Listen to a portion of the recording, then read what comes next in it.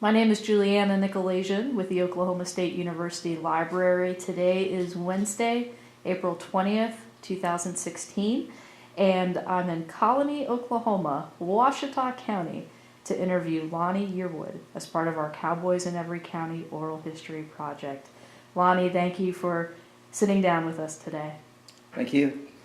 Let's begin by learning a little bit more of where we are here in Colony.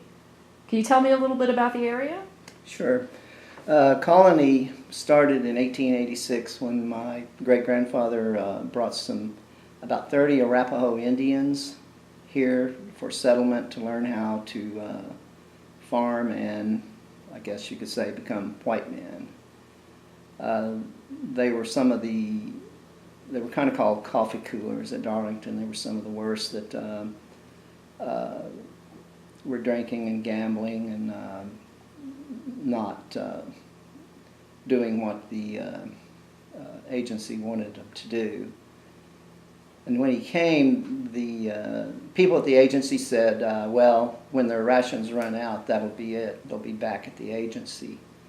But it didn't turn out that way. My great-grandfather was able to get them established down here, and then the Cheyenne Indians came later, and I think probably at the peak there were about 500 that came down here and made a go of it, more or less. From 1886 to 1892, it was just them. And then in 1892, the Cheyenne and Arapaho Reservation was open for settlement. And so the Indians went from being the only population, essentially the only population here, to being about 1 in 10. So it was a massive change for them. The town kind of flourished during that period. My great-grandfather, they built a school in 1892. It opened in 1893. He was superintendent, and he stayed in that position until 1905. And then became like an assistant farmer. He kind of had his ups and downs at times. He was in 1905.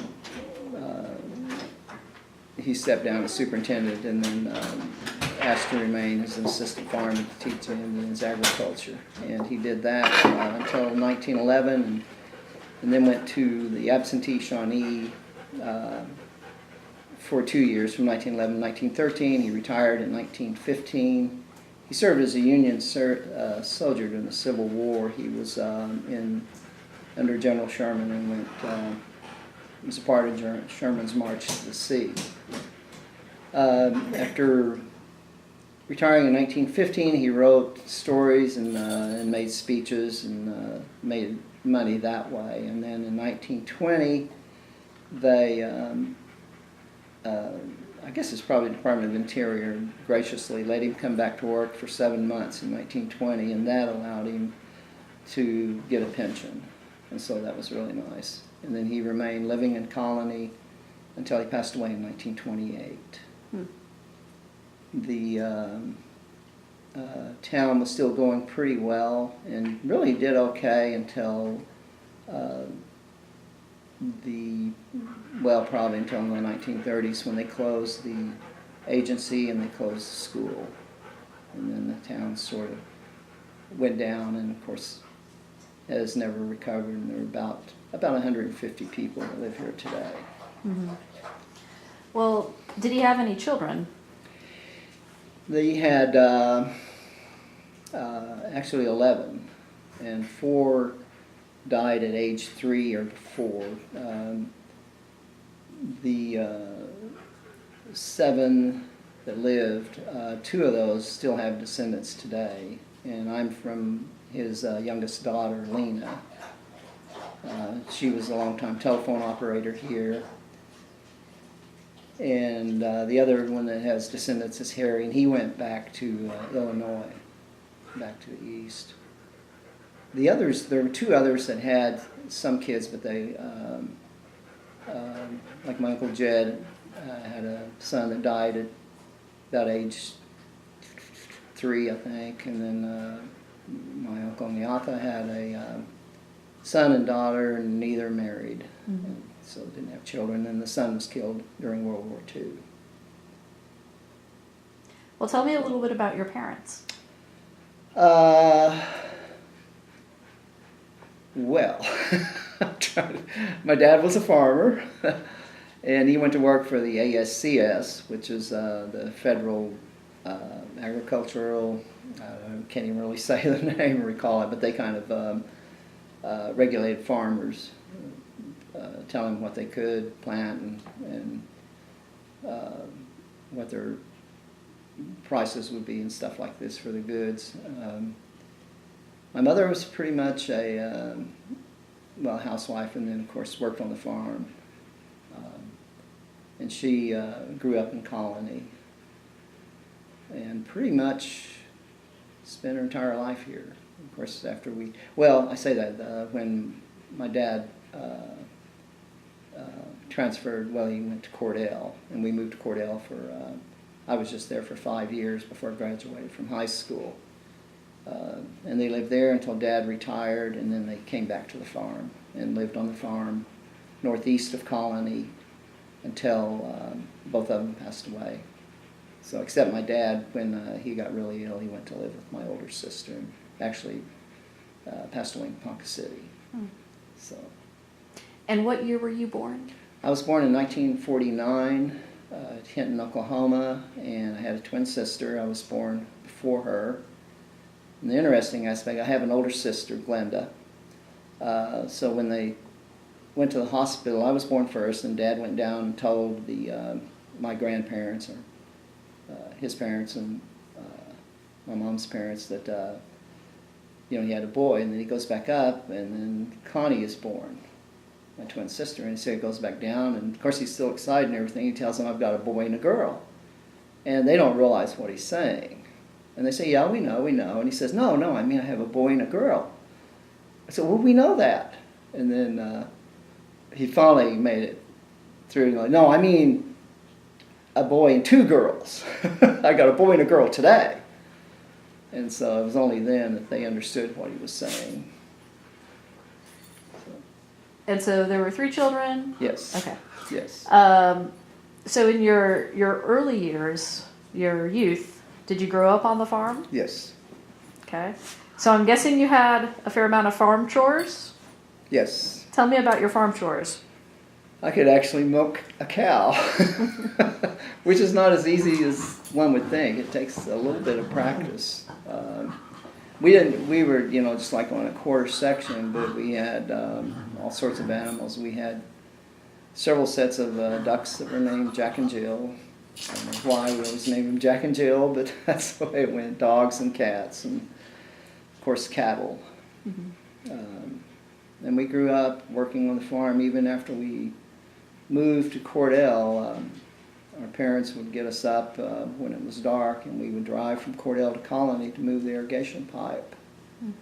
And when we started out, we were thinking, my gosh, when we get there, it's going to be too dark to see the pipe. What are we going to do? But when we got there, we could always see it. And the water, of course, was icy cold, and we'd move the pipe and then go back to Cordell and get ready to go to school.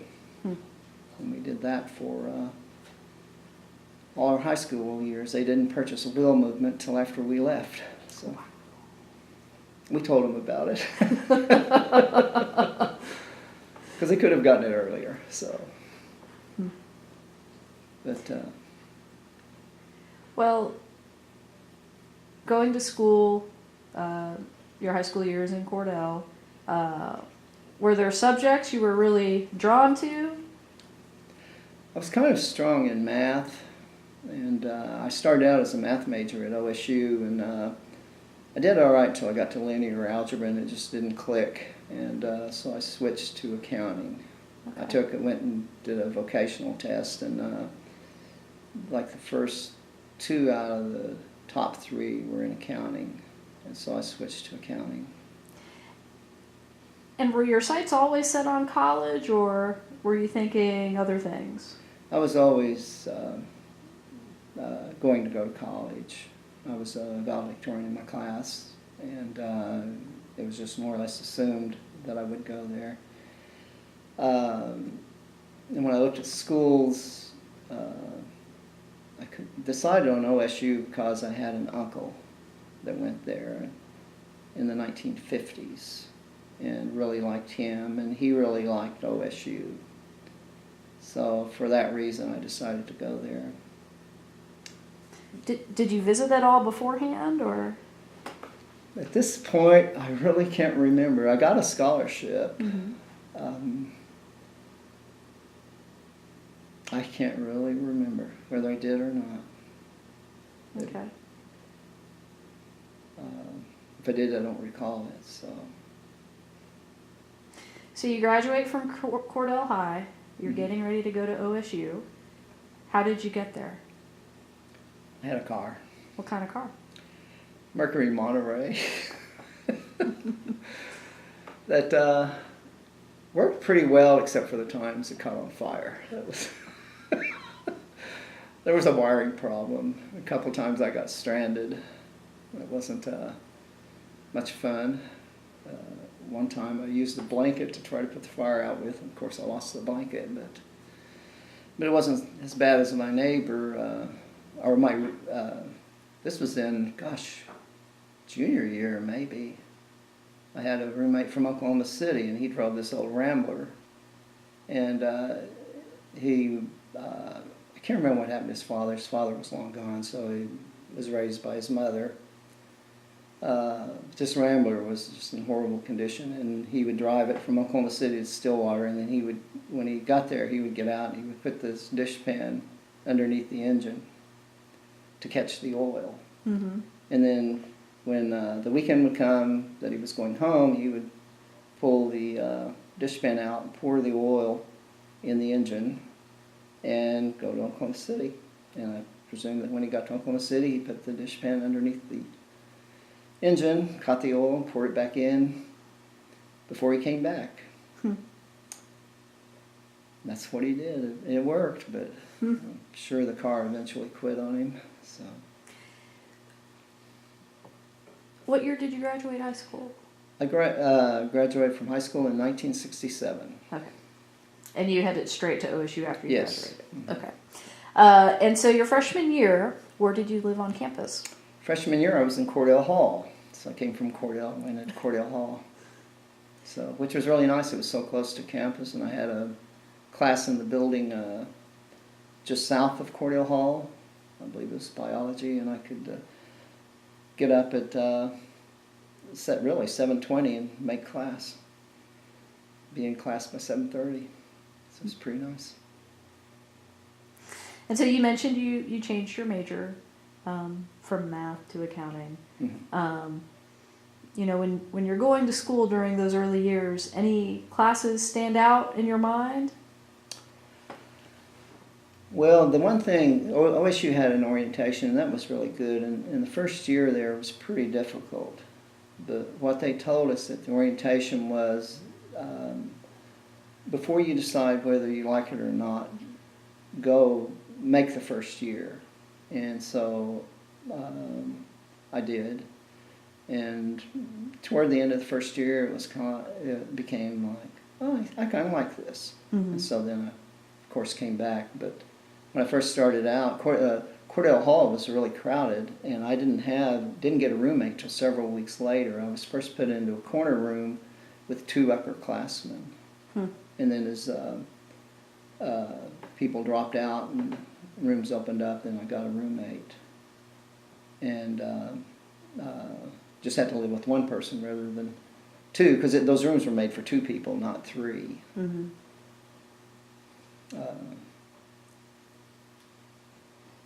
And I don't know. Did you have a job that first year? I pretty much worked all the way through. Mm-hmm. Maybe I didn't. I went one summer. I didn't, but I would usually get a job at the university. I would work in the cafeteria or something like that. And one year I decided to branch out and work in the livestock barn. And my job was to clean out the calf pens in the morning. and the odor in there was just unreal, you know, because they had spent all the time eating and pissing and pooping. And I remember one time too, there was this large pen that had a cow in it, and she had a hole in the side of her about this big.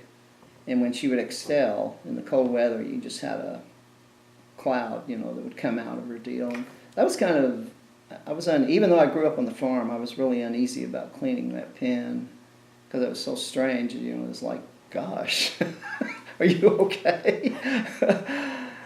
But, you know, she just stood there, and I don't know what they were doing to her, but I mean, it was a massive hole just in the side of her. But when I would get through after spending several hours in there, my clothes would pick up such an odor that when I got back to the dorm, I either had to wash them or do something else with them. And so what I did was I wired them to a hanger, and I hung them outside the dorm window.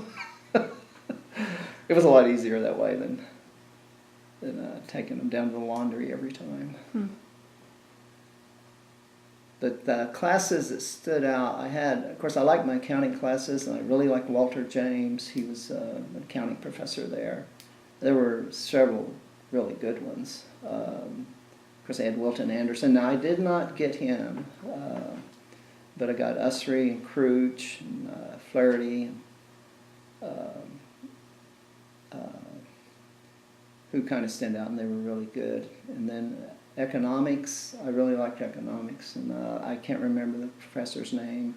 I had him one summer. He authored the book that he was teaching from, but I really loved that course. Well, what did you do for fun? I wasn't really a party type guy, so I didn't really, I wasn't out partying all the time. I was pretty serious. I'm still kind of that way.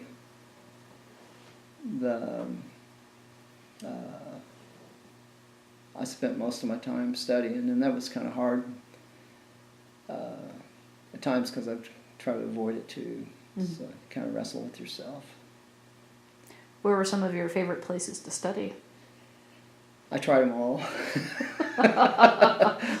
All floors of the library, all floors of the student union, the Colvin Center, of course my dorm, study areas in the dorm, all of them.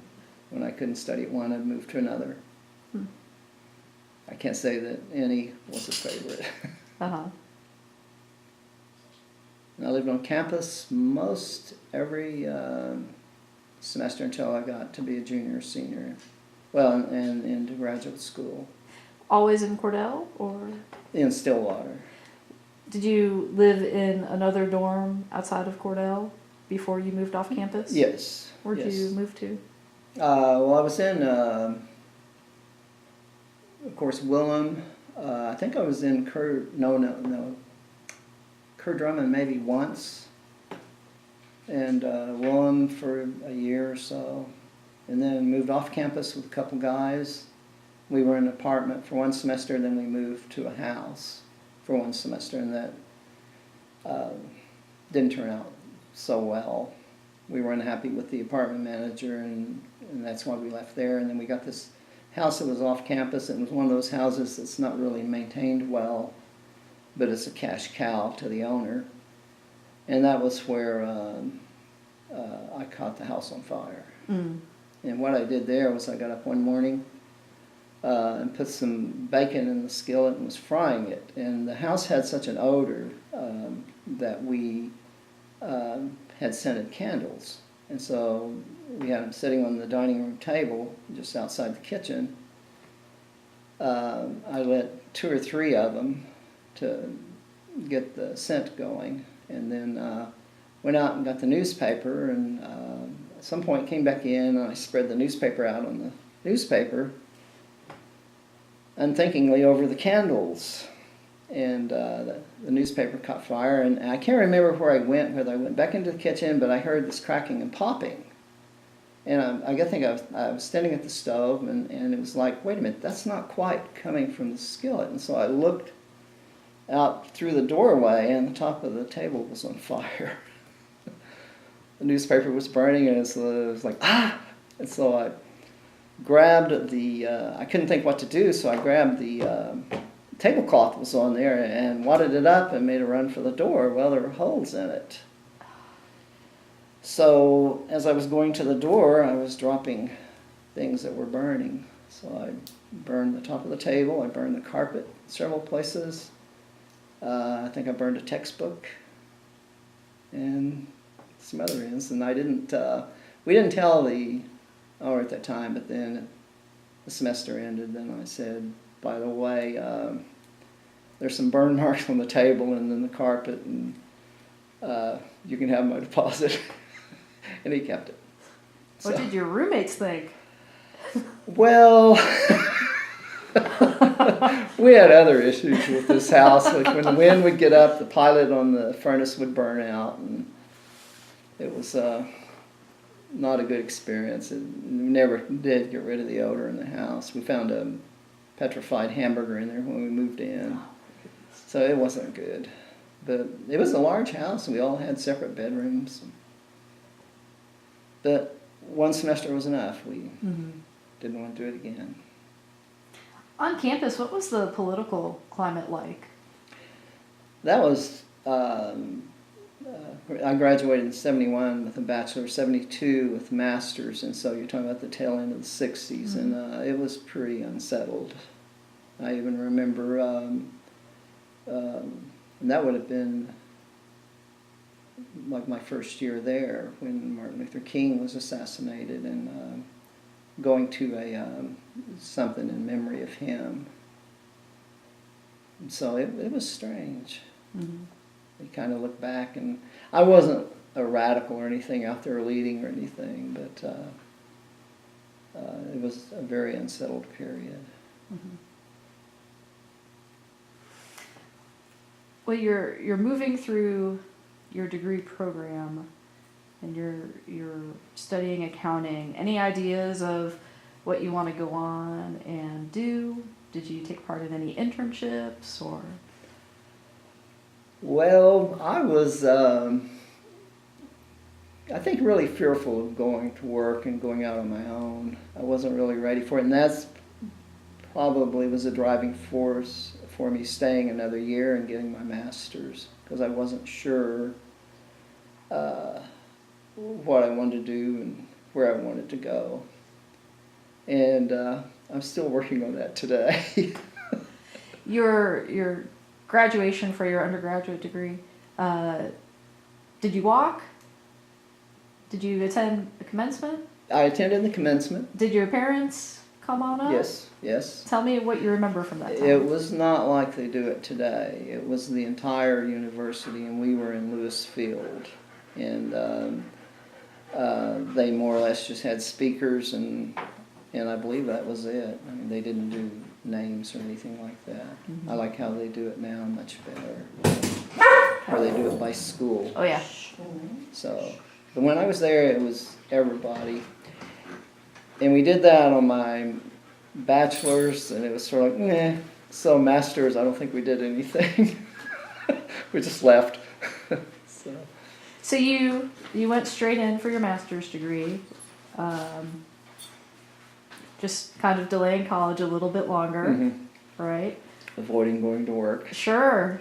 So what happened then after you graduated? I graduated, I went to work for Arthur Anderson for a little bit, and it didn't really work out. And then I went to work for a small company, and then I ended up going to work for the state of Oklahoma, and that's where I ended up staying. And what did you do for the state?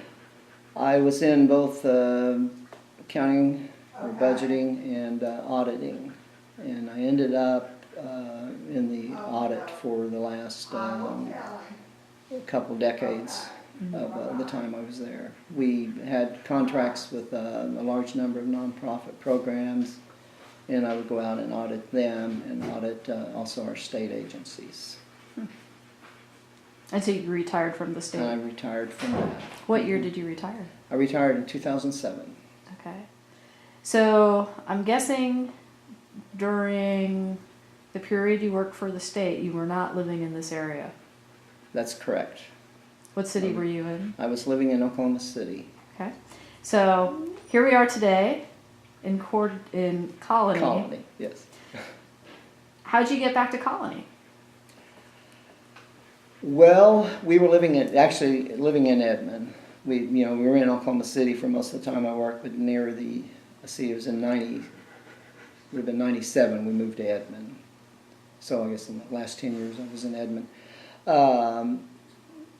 It's because of the building here in Colony, the parsonage that I showed you, that's catty corner to this house. Mm-hmm. It was built in 1897. It was part of the Reformed Church's mission to the Cheyenne and Arapaho Indians. And I wanted the house because of its history.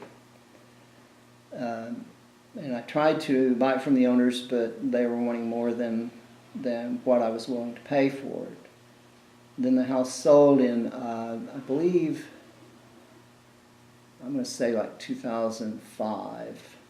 And I thought, well, they got what they wanted, which I wasn't willing to pay. And I thought, well, that's it, I'll never get it now.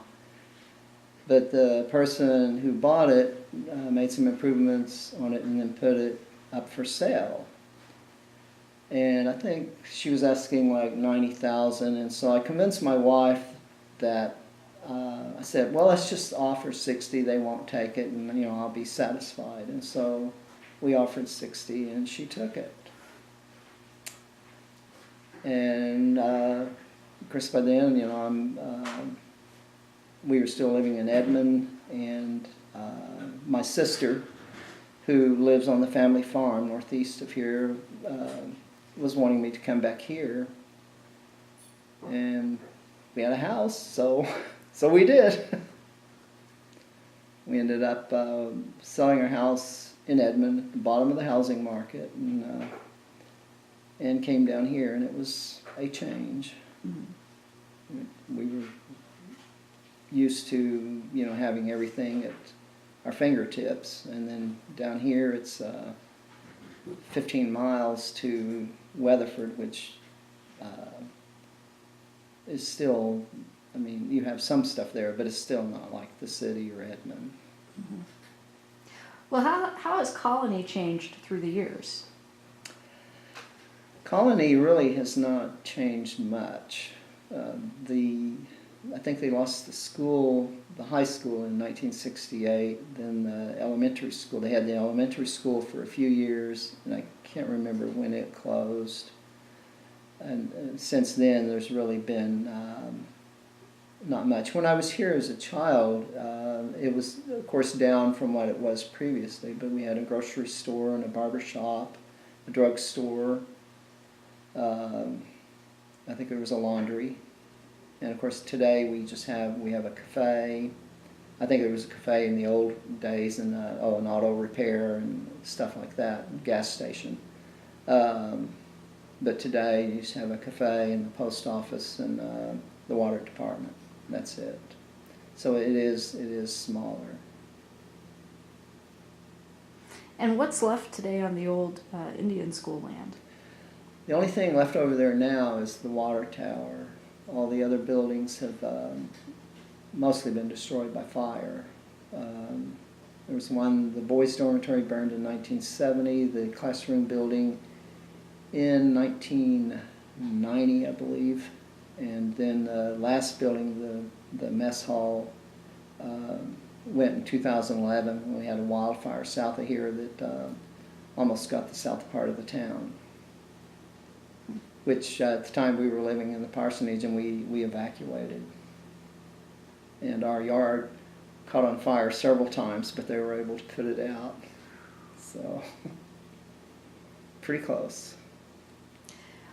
Well, today you're pretty active in the town, even though you're in retirement, sort of. Right. I'm saying that I need to go back to work so I can catch up. I'm the mayor, and I'm also an elder in the Presbyterian Church, and then also volunteer for the County Historical Society. So there's never a shortage of things to do.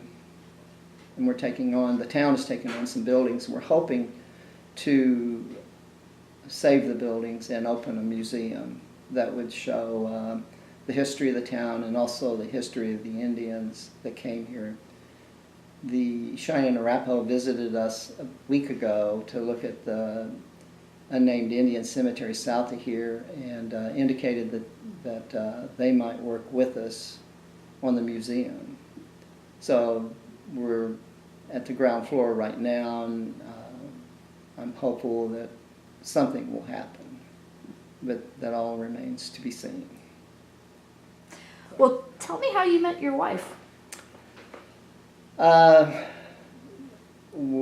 I went to work for the State Department of Mental Health and Substance Abuse Services, and she worked there. We became acquainted there, and we were both working for the same boss, and then we started dating and decided to get married, and then we popped into our boss's office one day, and he had no idea anything was going on. We were very discreet.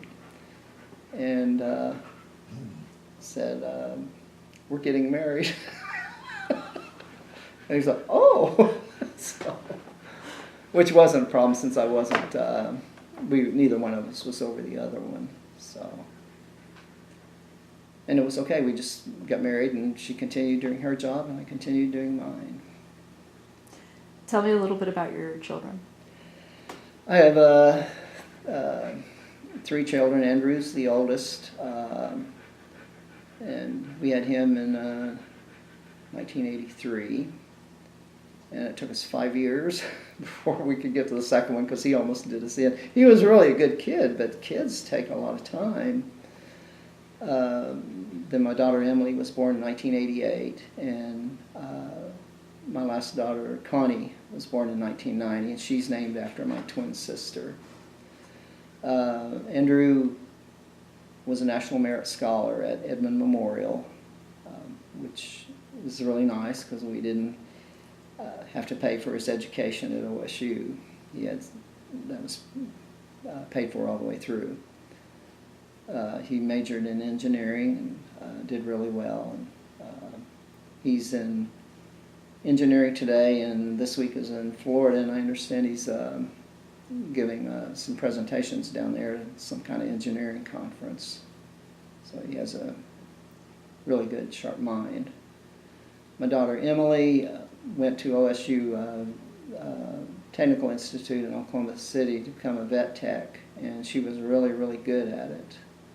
But she kind of reached the upper limit on pay, and that wasn't as much as she wanted or wants or needs. So she has gone back to, she's actually going to UCO, but she's going to college to get an accounting degree to become a CPA like me. And of course, I'm thinking like, well, didn't she see all the struggles I had? But I guess not. But she's going into it, and I'm not the really good capitalist, and she's more like that. Mm-hmm. She's got the time management skills I don't have, and she's looking at it like, well, if I go into accounting, I can make some money. Mm-hmm. So I think she's going to do much better. And she actually has an internship with an accounting firm, and they're really seem really happy with her. And she has a lot of personal skills, people skills that I just don't have. So she's a good mixer. And then my youngest daughter, Connie,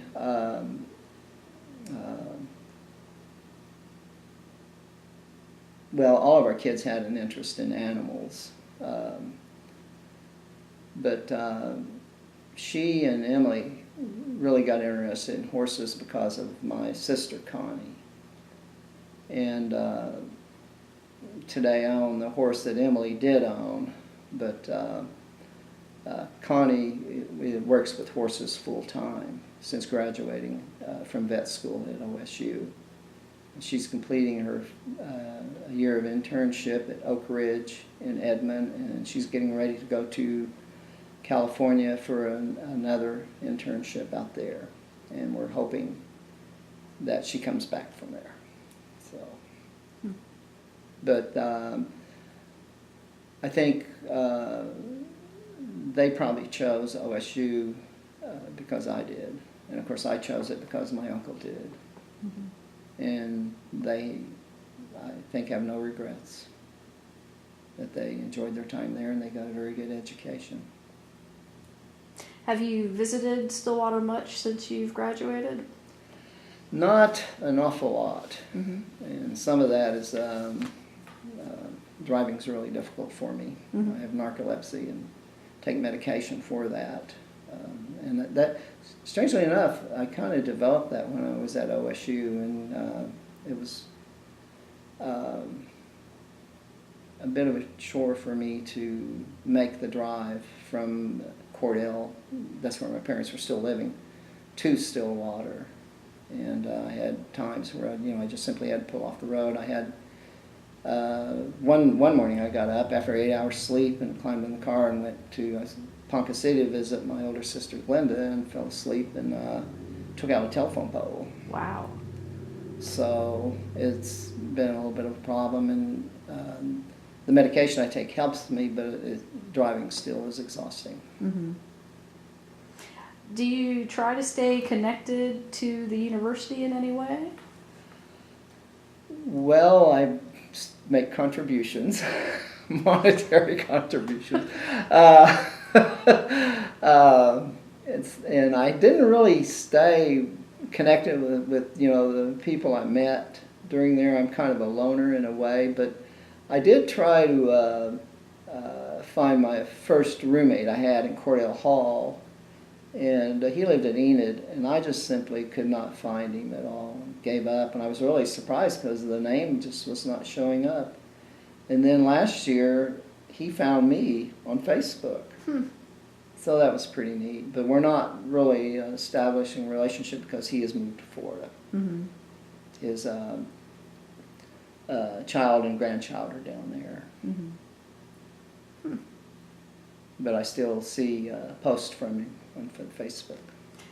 Well, looking back at your time at OSU, how did it have an impact on your life moving forward?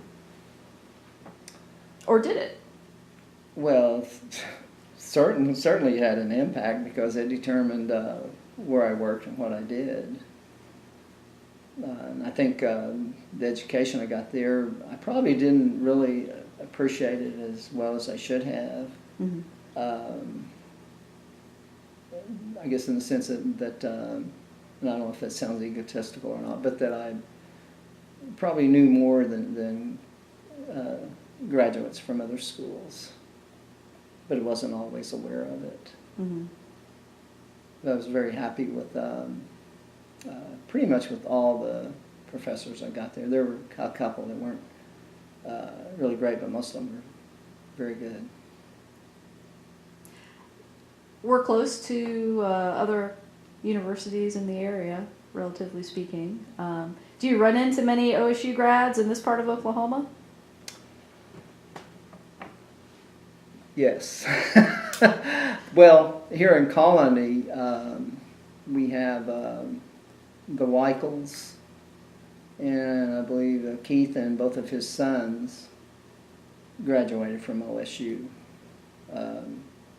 Zach just recently graduated, and he got a degree in, I think, agricultural science. Jeremy, his brother, got a degree in engineering, and Keith, the father, I think, also in engineering.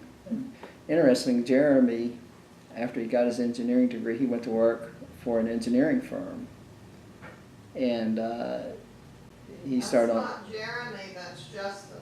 Justin? Yep. Are you sure? Uh-huh. Justin graduated from OSU also? Uh-huh. Justin is a cousin. I'm still not sure she's right. But anyhow, I'll go with Justin. he went to work on Monday for an engineering company, and of course he grew up on the farm. I mean, they're big in cattle. They ride horses all the time, and in fact, Jeremy runs a feedlot today. Justin runs a feedlot today.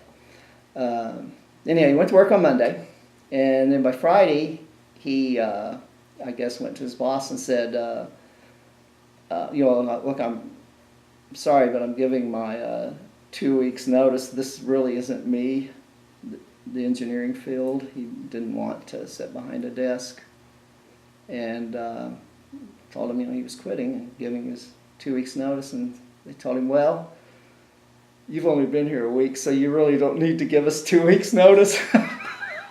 So that was it, and then he went back to the farm, the ranch, and that's what he's been doing since. So, but Well, we noticed when we talk to alumni that they're very loyal to OSU. What do you think sparks that loyalty? I'm not sure. I know my uncle was rabid. I mean, he was nuts. And he would, if they didn't do well in a football game, he would just go ballistic. And I'm not that way. My wife is more of a sports fan than I am. But, she's really pro-OSU, but she's also pro-OU. But I think probably favors OSU more on account of me, and of course I always want to see them win. But I think I learned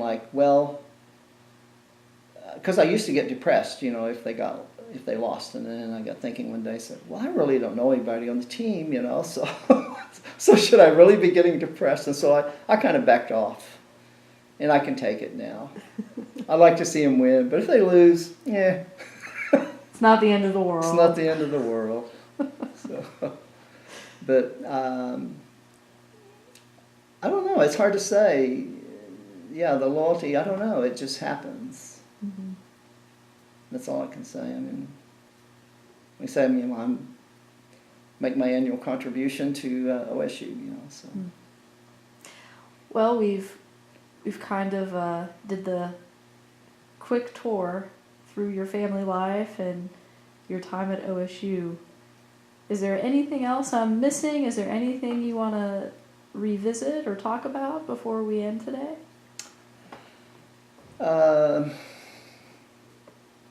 I guess I could go with my work in the cafeteria.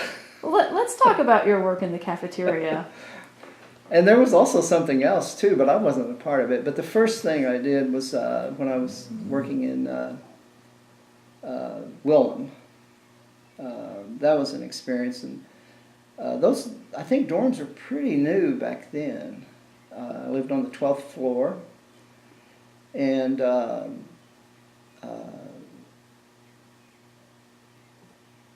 I'm not sure what it was, but the college students were, I guess you go through those periods, particularly when you get close to finals, the students kind of act out, and the students would mess with those elevators and break them.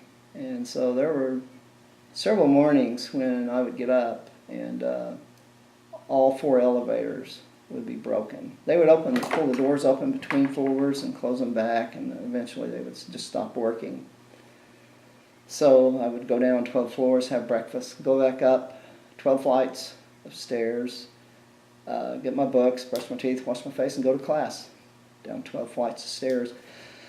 But one semester when I was working in the cafeteria, there was some kind of budgetary crisis. And we were called into the kitchen by the manager, and he was saying that, we need to be cost conscious, not be wasteful, and there was there with him several pans of bread that had mold on them. And he said, no, we can do certain things such as this, and he would break the mold off the bread and put the good part back. Said, we can take this and use it in something else. And so we listened and went about our business. And then the next day, I was working at the mid-mill at noon, and along this one row of equipment, we had these large, massive stainless steel vats that were full of soup. I think there were 2 of them. And then next, just south of them, there were a couple of stainless steel sinks. And as I was working, I saw that somebody had spilled something on the floor near there. And so I went and got this mop out of the stainless steel sink that was in cleaning chemical, and rinsed it out, put it on the floor, mopped up whatever was on the floor. And of course it was hurry when they opened the line. You know, it was just sometimes like chaos. And so anyhow, when I kind of got the stuff mopped up, and then I picked the mop up and I put it into what I thought was the sink, but it wasn't. It was the large vat of soup. And then I started thinking about the meeting that we'd had the day before, and thinking, oh my gosh, if we have to pour out 60 gallons of soup, I'm going to lose my job. But I didn't really know. And anyhow, I was watching that stuff float off the mop, and so instinctively I just pulled it out very quickly and put it back on the floor, and I was looking to see if anybody noticed what I had done, and nobody had noticed. So I kept the mop on the floor for a few seconds trying to figure out what to do. And what I did was I picked the mop up and I put it back into the sink and rinsed it out and finished cleaning up the mess on the floor, and then put the mop back in the sink and went about my business. And we served the soup. For the next week, I kept watching the college newspaper to see if there was any reports of illness at Willem, and there weren't. So hopefully nobody got ill, but if they did, I'm sorry. And if I had it to do over again, I would do it differently. And one other event I did there, and I don't know whether it was pressure from exams or what it was, but there was a period there where the dorms were new, the grass around them wasn't in yet. And I happened to be just above the sidewalk, a little off to the side, but just the prime place for dropping water balloons. And there was a period there when several students did that. And one day I saw somebody coming. The thrill of it is that you drop it and there's this few seconds there, you know, when you know that this person's going to be surprised, but he's not surprised yet because he doesn't know what's coming. And you're not dropping it, you're dropping it to the side. You're not trying, to hit him or anything like that. But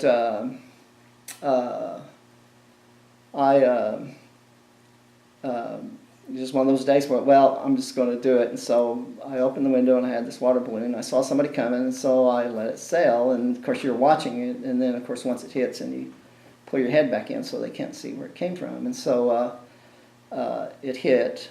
And what I really hadn't thought about was that we'd had a rain. Mm. And so it hit mud. When it hit mud, it just splattered it. Well, just a couple of minutes after that, there was somebody getting off the elevator, and he was mad, and he was screaming at the top of his voice. And I could hear something like, they've ruined my suit. And I realized that, that was a light-colored suit. Well, it was a light-colored suit. And he was mad, and I realized that I had done it. And there wasn't any way I was going to talk to him, and not the state of mind he was in. He would have thrown me out the window, I think. So that was the last balloon I ever tossed. That did it for me. And I never said anything to him, but I guess if it gets back to him now, I'll buy him a suit. Wow. Yeah, you do some things, and they still do. They still do. They still okay. do. Well, on that note, any advice for students in college today? What would you tell them? Well, I was pretty serious. I would say, you don't really know how fortunate you are, and it is hard, and there's a lot of pressure. And, but I think once you get past it, you'll look back and you'll realize, hey, that was all right. It's sort of like the kids we had in a way. Some days were really long, and we were looking for things to do, and of course now they're gone, and you look back and it's like, wow, that was fast. And so that's kind of the way it is. It goes fast. Mm-hmm. It's hard work, but I would just say, work hard and enjoy it. Anything else you'd like to add? Like any more stories, I probably shouldn't. This is your chance to come clean. Yeah. Well, my uncle who went there, he was more of a people person. And of course, he came out of service, so he was older too. Mm-hmm. And he was like vice president of the Interfraternity Council, I believe. But he came from, his mother raised him, and they didn't have anything really. And so while he was at OSU, he was a member of a fraternity, but he did not have much money. And he was telling me that what he did was like he bought 3 pairs of pants, and 3 jackets separately, and then he would mix them. And that way it appeared, it appeared that he had more suits than he actually had. And he was telling me about he had a date with this girl that he had really been trying to date for some time, and she finally agreed to go out with him, and they were going to go to a movie. And the problem he had with his car was that it had no reverse. And so when they got to the movie theater, there were some pull-in parking spaces that you backed out of. Well, of course, he had to pass them up. And he was trying to keep her from knowing that his car didn't have a reverse. And so he circled the block several times before he finally found a parallel parking place or something that he could park in, and they could come out and leave. So, a different time. Yep, different time. But he was the reason I went to OSU. What did he go on to do? He had a number of different jobs. I think one that, he was, I think, a life insurance salesman one time, and then he was also a book cover salesman, and then near the end of the life, closer to the end of his life, he was like a operator of several liquor stores. So he had a more interesting life than I did, more outgoing. So. Well, what's next on the agenda for you? What are you looking forward to in the next couple of years? Yes. Trying to get caught up on stuff. Mm-hmm. That's the biggest thing that I've gotten into.